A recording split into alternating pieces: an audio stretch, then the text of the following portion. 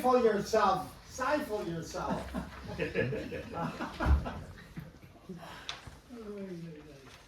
Who let all these people in?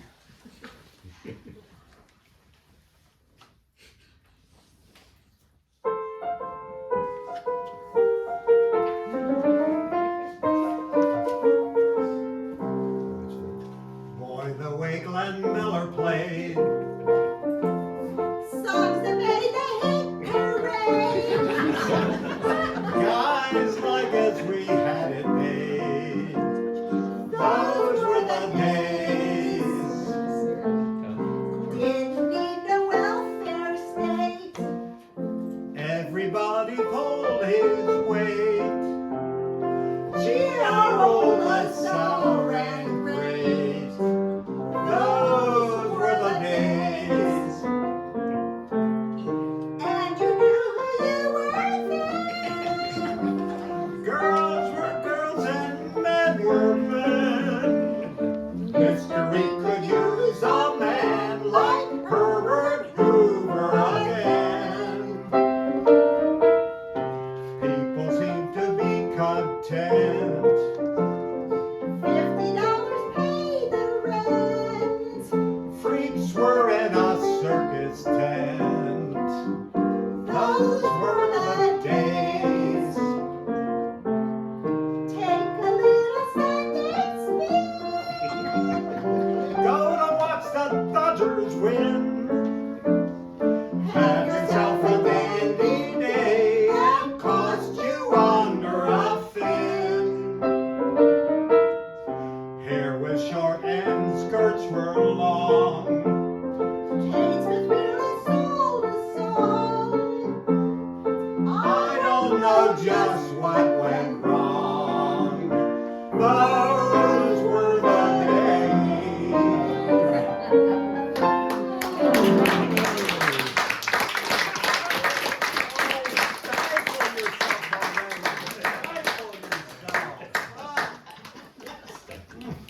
That was wonderful. Any of you recognize that? That was worth a day. That was the theme song. Manny for sure would remember that. For All of the Family, written by Lee Adams and Charles Strauss. It was an American television sitcom that aired for CBS for 9 years, from 1971 to 1979. It was based on the British sitcom titled Till Death Us Do Part, that Norman Lear bought the rights to. The show revolves around the life of a working class family, and of course Archie. The show broke ground in its depiction of issues previously considered unsuitable for U.S. network television. Comedy, such as racism, anti-Semitism, infidelity, homosexuality. Believe it or not, they covered all these topics. It was breaking ground in those years. Women's liberation, rape, religion, miscarriages, abortion, breast cancer, the Vietnam War, of course, even menopause and impotence as well. The series became one of television's most influential comedic programs, injecting the sitcom format with more dramatic moments and realistic topic conflicts. Mr. Lear incorporated his own family experiences with his father into the show. Lear's father would tell Lear's mother to stifle herself. Just one of the show's Archieisms was stifle yourself. So, tonight's program, the way it was or the way it is. Diane shared with Claire, who was in the audience at one of the shows, and said, hey, Howard and I should do something. Well, so here it is tonight. We're doing something. Before we go any further, I definitely want to introduce my collaborator for tonight's show, Claire Lee. Miss Lee is a graduate of UC's College Conservatory of Music with a Bachelor of Music and Piano, not unlike Joe over here, and a master's as well, but a Master of Music degree in piano accompaniment. She is a freelance accompanist, that's a tough one for me, an entertainer, a church organist, and was for many years the organist at Hebrew Union College. Claire plays flute as well as piano. She plays flute, though, specifically in the UC Community Summer Band, the Wyoming Winds, and New Horizons Band, and keyboards for the New Horizons Dixieland Band and the Queen City Klezmorin. Did I get that right, Claire? Klezmorin? Klezmorin. She also directs the High Holiday Choir at Northern Hills Synagogue. Her greatest joy is in collaborating with other musicians in every conceivable play style of music. So I'm so lucky she chose to work with me on tonight's show. Thanks, Claire. My pleasure. For tonight's show, you may want to imagine what it was like in the 1960s and 70s, and with Pete Seeger tonight, how about 1940s? But I have a feeling some of you won't have to imagine. I would like to start with Pete Seeger. Pete Seeger was an American folk singer and social activist, a fixture on the nationwide radio in the 1940s. Mr. Seeger had a string of hit records during the early 50s as a member of the Weavers. I never heard of the Weavers. I've heard of Pete Seeger, but he was part of the Weavers. You've heard of him? He had many hit folk songs championing social change, such as "This Land Is Your Land, This Land Is..." He didn't write it, but he really popularized it. And that song really was talking about inclusion and equality. He also had "If I Had a Hammer, I'd hammer it all over," right?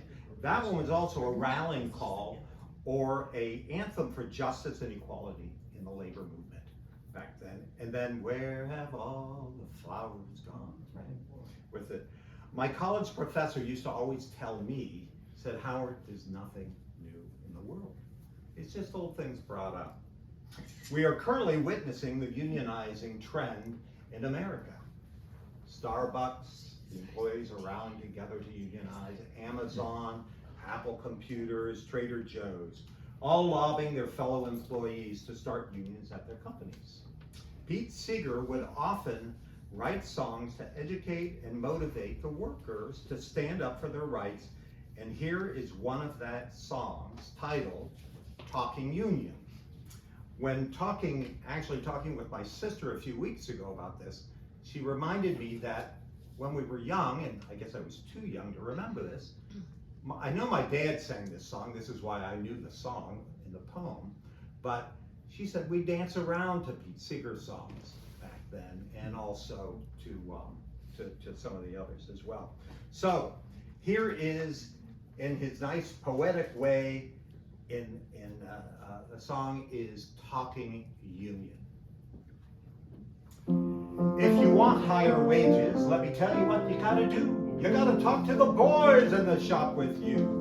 You gotta build your union, you gotta make it strong. For if you all stick together, it won't be long. You'll get shorter hours, better working conditions, vacations with the pay.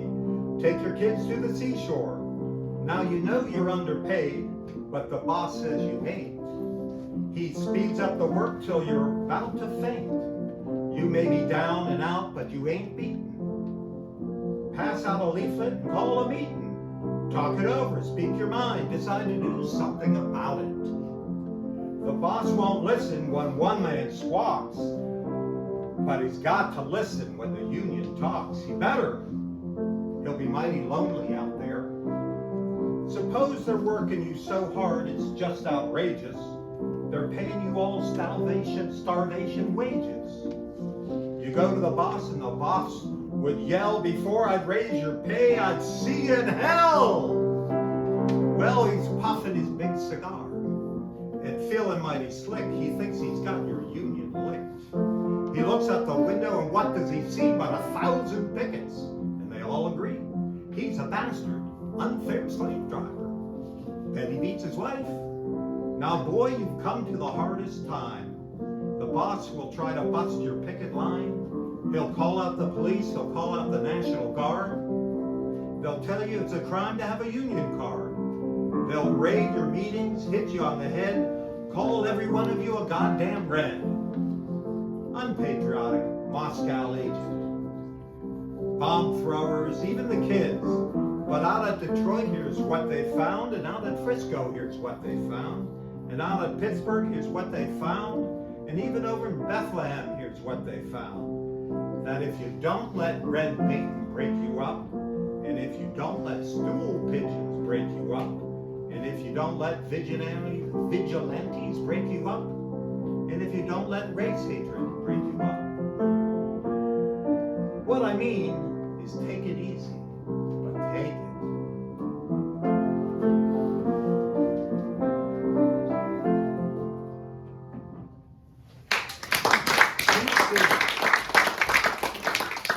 You were all the workers, and I was trying to convince you to form a union, and what a union meant. And that's what he would do in all these different cities. Excuse me.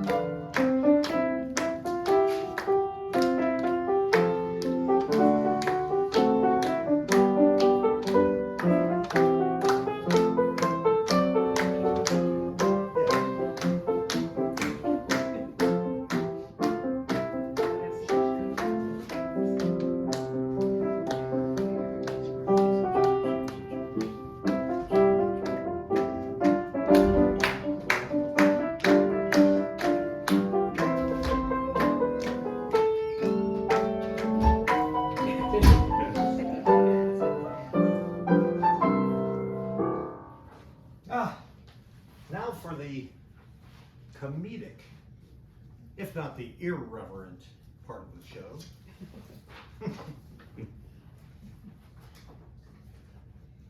Thomas Andrew Lair. Born April 8th, 1928. He's an American former musician, singer, songwriter, satirist, and my God, mathematician, unbelievable mathematician. He's lectured on mathematics, and musical theater. He's best known for his pithy, humorous songs that he recorded in the 1950s and 1960s. His songs often parodied popular musical forms, though he usually created original melodies when doing so. A notable exception is The Elements. Has any of you heard The Elements? I thought maybe you might have. That in which he set the names of the chemical elements to the tune of Major General's song from Gilbert and Sullivan, Pirates of Penzance. Lair's early musical work typically dealt with non-topical subject matter, and was noted for its black humor in songs such as Poisoning the Pigeons in the Wall. In the 60s, he produced a number of songs that dealt with social and political issues of the day, particularly when he wrote for the US version of the television show That Was the Week That Was. The popularity of these songs has far outlasted their topical subjects and references. Lair quoted a friend's explanation, "Always predict the worst and you'll be hailed as a prophet." In the early 70s, Lair largely retired from public performances to devote his time to teaching mathematics and musical theater history at the University of California in Santa Cruz. I'd like to start off with telling you something about a very peculiar custom here in the United States. 1 week in February each year is officially designated as National Brotherhood Week. I've never heard of National Brotherhood Week. Google it sometime. It's a real holiday. This was timed to coincide with George Washington's birthday to underscore the Americanness of the day. It was a way to promote harmony among Protestants, Catholics, and Jews. A traveling roadshow called the Tolerance Trio traveled the country. A priest, a minister, and a rabbi. Frank Sinatra starred in The House I Live In, that he made in 1945, a 10-minute short movie to oppose anti-Semitism, and he received an honorary Academy Award for it as well. During National Brotherhood Week, various special events are arranged to drive home the message of brotherhood. Now this means that we're supposed to stop whatever we're doing, burning, killing, raping, and pillaging, and love someone, right? Well, in the year 1965, for example, on the first day of the week, Malcolm X was killed, which gives us an idea of how effective this week was. And now, National Brotherhood Week.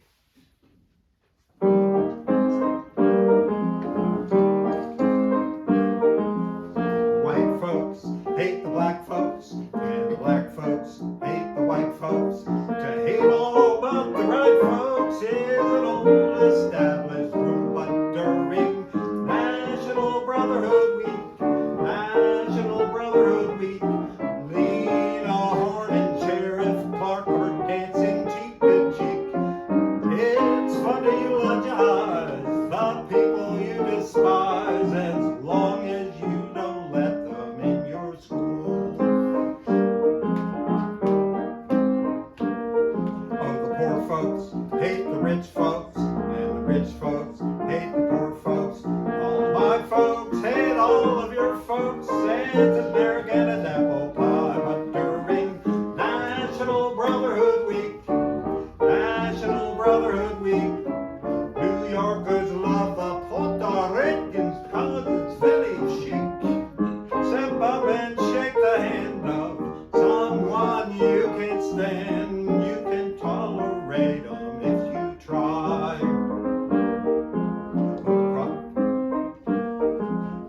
Protestants hate the Catholics, and the Catholics hate the Protestants, and the Hindus hate the Muslims, and everybody hates the Jews. But during National Brotherhood Week, National Brotherhood Week, it's national, everyone smile at one another.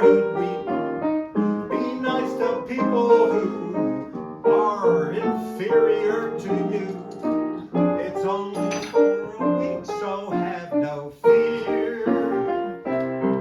But be grateful that it doesn't last all year.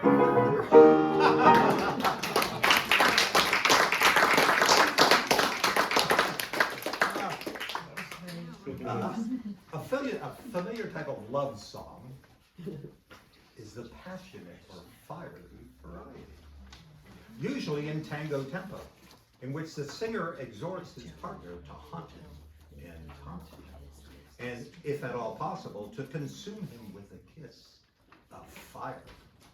This particular illustration of this genre is called the Masochism Tango. Take it away, Claire.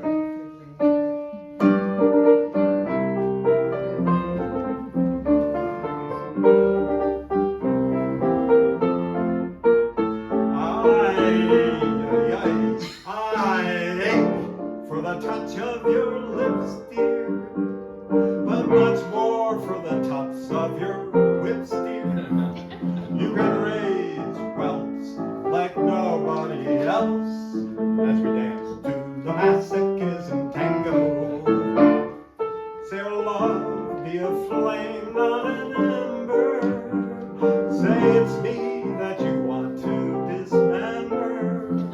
A black in my eye, set fire to my tie as we dance to the Masochism Tango. At your command, before you here I stand. My heart is in your hand, yeah. It's here that I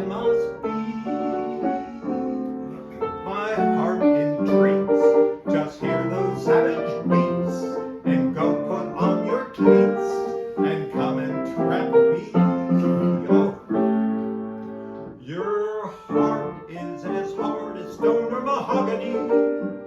That's why I'm in exquisite agony. My soul is on fire, it's a flame of desire, which is why I perspire when a tango. You caught my nose in my left castanet, love. I can feel the pain yet, love, every time I hear drums, and I envy the rose that you held in your teeth, love, with the thorns underneath, love, into my gums. Your eyes cast a spell that bewitches. The last time I needed 20 stitches to sew up the gash that you made on my lash, as we dance to the masochism tango. Bash in my brain and make me scream with pain, then kick me once again and say we'll never part. I know too well I'm underneath your spell, so darling, if you smell something burning, it's my heart. Excuse me, take your cigarette from its holder and burn the initials in my shoulder. Fracture my spine and swear that you're mine as we dance to the masochism tango.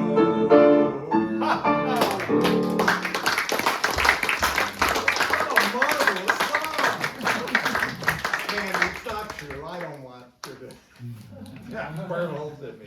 Hey, Tom Lear wrote this song in 1960 for the satirical television show That Was the Week That Was, where he was a resident songwriter.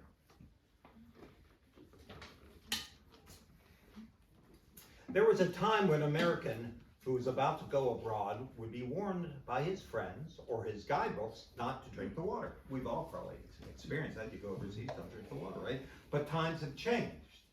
And now a foreigner coming to this country might be offered the following advice.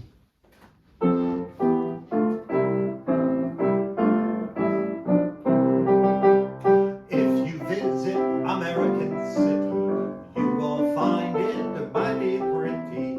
Just two things of which you must be aware. Don't drink the water and don't breathe the air. Pollution, pollution. We got smog and sewage and mud. Turn on your tap and get hot and cold running squad. See the halibuts and the sturgeons being wiped out by detergents. Fish gotta swim and birds gotta fly, but they don't last long if they try. Pollution, pollution. You can use the latest toothpaste and then rinse your mouth with industrial waste. Just go out for a breath of air and you'll be ready for Medicare. The city streets are really quite a thrill. If the hoods don't get you, the monoxide will. Pollution, pollution. Wear a gas mask and a veil. Then you can breathe as long as you don't inhale. Things that you can drink, but stay away from the kitchen sink. Throw out your breakfast garbage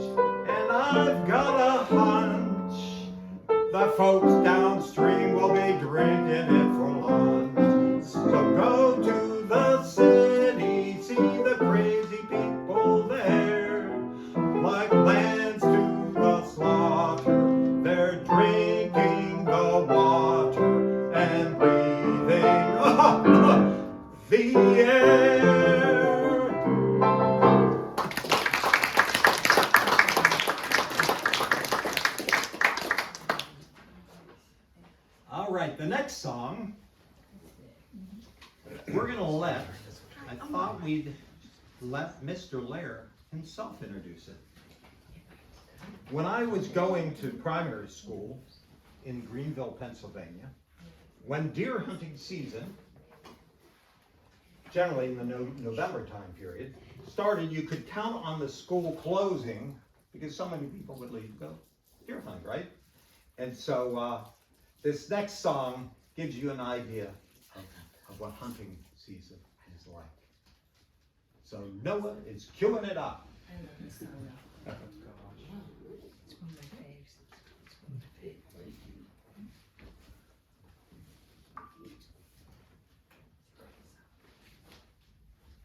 It was popped up right before. It was. It was right there. It was. I saw you. Oh, there we go. It's a great song. Sorry, guys.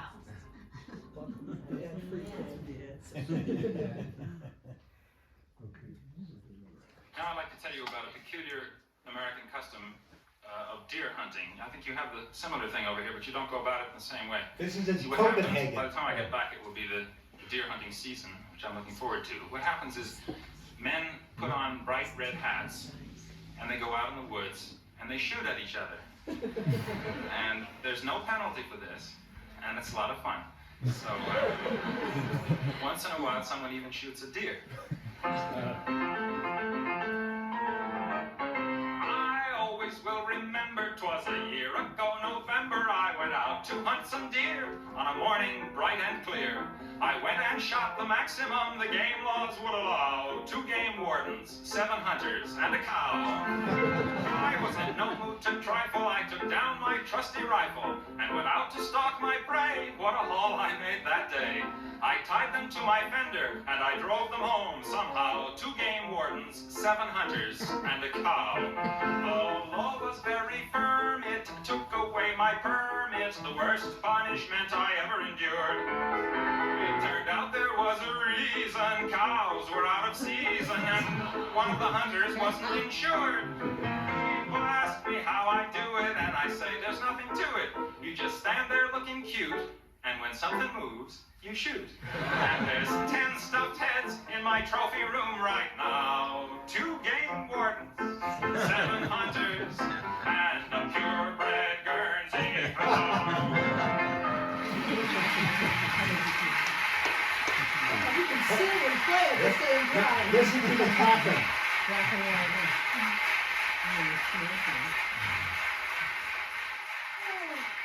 Oh, they're clapping in a certain unison, yeah. Oh, they didn't do it on all the other songs, then they start to clap in unison. Well, they were kind of heading that way. I think, They were, like they it came were. to be, yeah.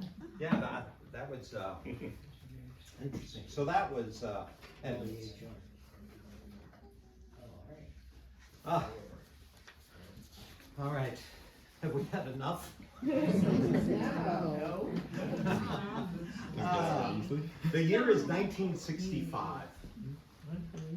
And here is Mr. Lair introducing So Long Mom. We've been celebrating the 100th anniversary of the Civil War and the 50th anniversary of the beginning of World War I and the 20th anniversary of the end of World War II.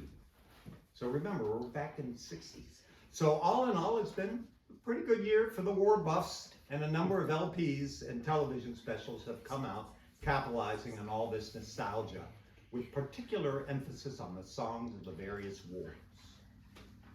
Now, every great war produces its great songs, and after the war is over, we like to gather around the piano and sing these songs because it reminds us of how much we enjoyed the war.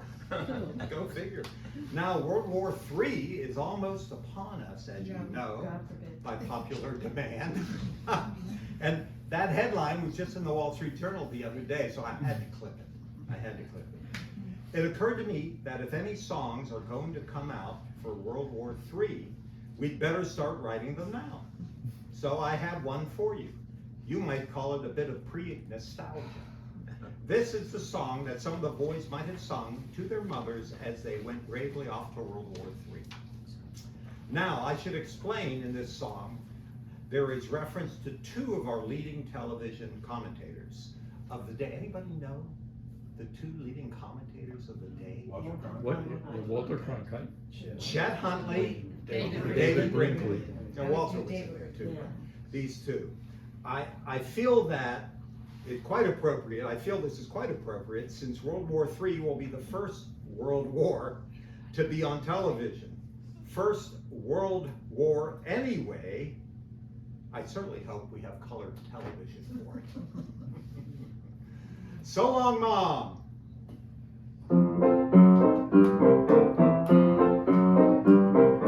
So long, Mom, I'm off to drop the bomb, so don't wait up for me. But while you swelter down there in your shelter, you can watch me on the TV. While we're attacking frontally, watch Brinkley and Huntley describing puntually the cities we have lost. No need for you to miss a minute of the agonizing Holocaust. Yay! Little Johnny Jones, he was a U.S. pilot. No shrinking violet was he. He was mighty proud when World War III was declared. He wasn't scared, no siree. And this is what he said on his way to Armageddon. So long, Mom, I'm off to drop the bomb, so don't wait up for me.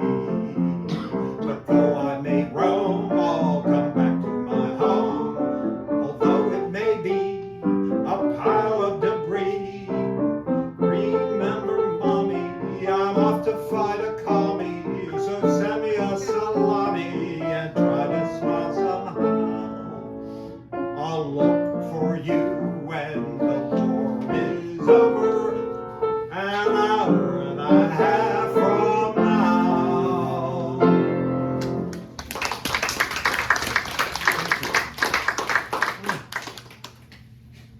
One of the big news of the past year, 1967 that is, was that the American press reported that China had exploded a nuclear bomb. Now this was a great leap forward for the Chinese, of course, but an even greater leap forward for the American press, because for the first time they called it China instead of Red China. For 18 years they were just hoping it'd go away. And for the first time they called it a bomb instead of a device. So with China having the bomb, it makes us wonder who's next. After the US and Britain. Then Indonesia announced that it was going to have one soon, and proliferation became the word of the day. Here's a song about that.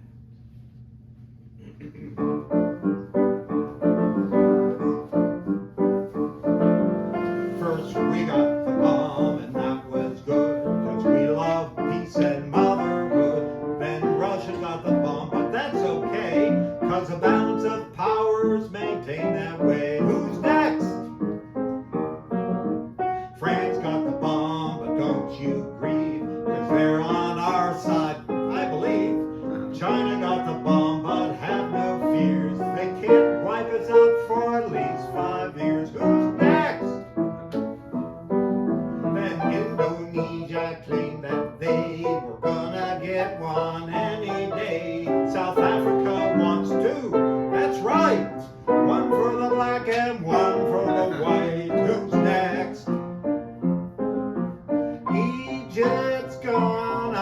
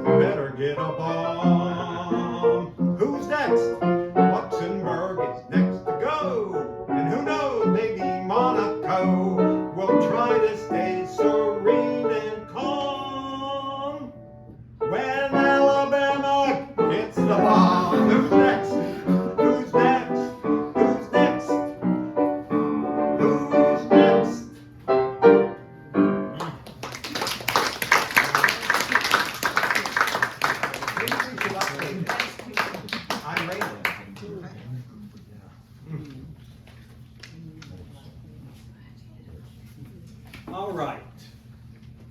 Well, I think we got time for one more. This is one I'd like to close with. Recently, there has been quite a ferment in the Catholic Church. The Second Vatican Council involving more liberal changes.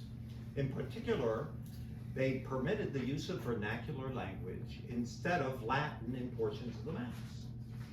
They have made optional the eating of meat on Friday. This pleased me very much because I always felt this was a basic inconsistency in the church dogma there. Whoa, excuse me. Must have been the meat. Because it was all right for a soldier to kill a man on Friday, but it was a sin to eat him. Also, they had permitted the use of some secular music in the portions of their liturgy.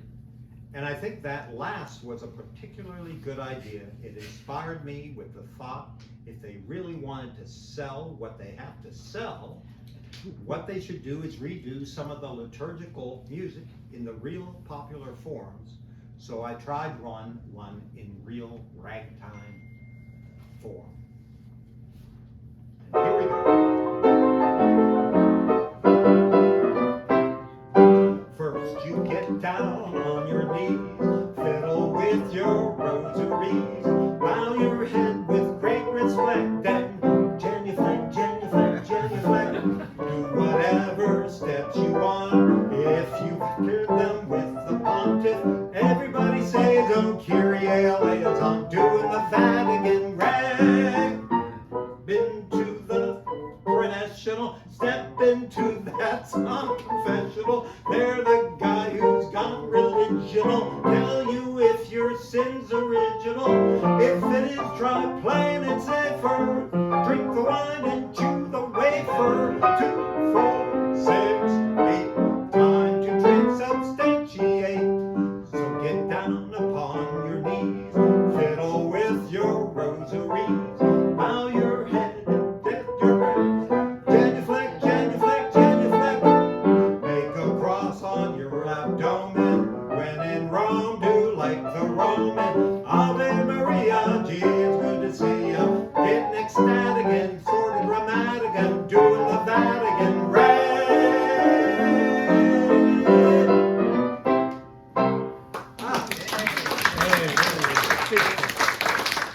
Has anything changed? Thank you. Thank you. So has anything changed? I don't think. That's it. I guess it's dessert. Encore, It's a little encore, dessert. wait, It's a little dessert. encore. Anything for encore? You probably, How about an Alan Sherman song? you think they've heard of an Alan Sherman song? Oh, Have you ever yeah. heard I've of heard of Hello Alan Madam? Sherman. Yeah. Hello Father? We're not doing We that. ain't doing it.